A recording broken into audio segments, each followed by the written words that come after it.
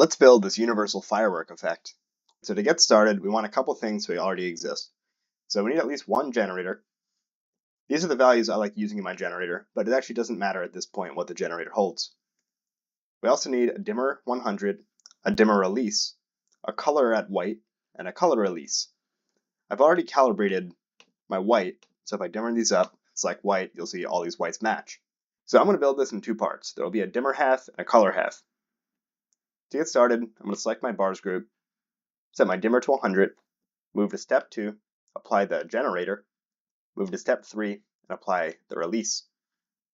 I will then open up my phaser editor, apply a square wave, set the measure to 2, set the width of step 3 to 98, and the transition to 49.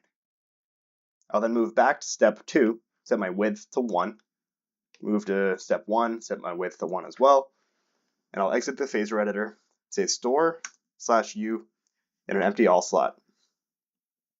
This is the dimmer half. It's done. Now let's select all the different groups that I'll be applying this phaser to, and select my white preset. Move to step 2, and select the release preset.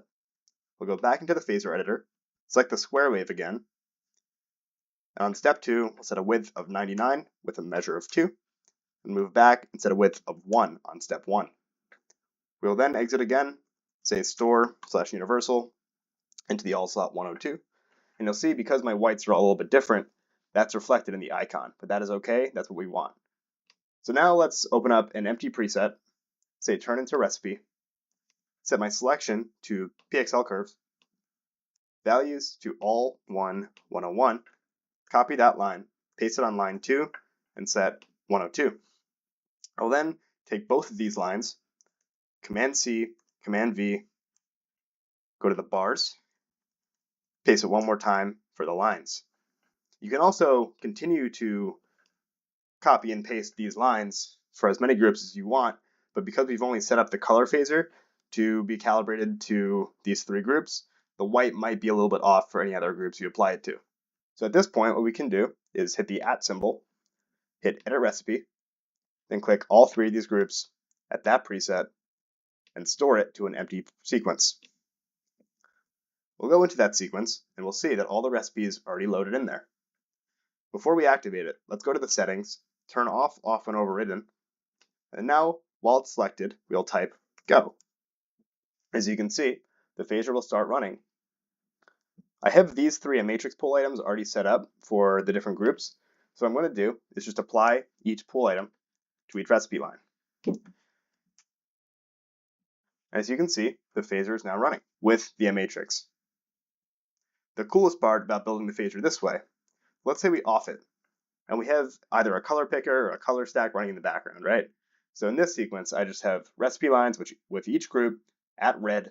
And let me activate that and reactivate the firework sequence. As you can see, the phaser still maintains its white head, but it releases to the color in the stack. And if we go into the stack, change these colors to, let's say, blue, you'll see the white head stays there and the rest of the phaser keeps blue. And if you want to just use this as a dimmer phaser, you can go in here and only use preset 101, which is just the dimmer part, and now it won't have the white head. The last thing that's really cool about this is if we want to modify how this thing looks, we can always enter the generator and start messing with the different parameters to alter the tail. So let's say we want a brighter tail. We can raise the high value, and now you'll see that the tail of it will be brighter. If we want the tail to be dimmer, we lower the high.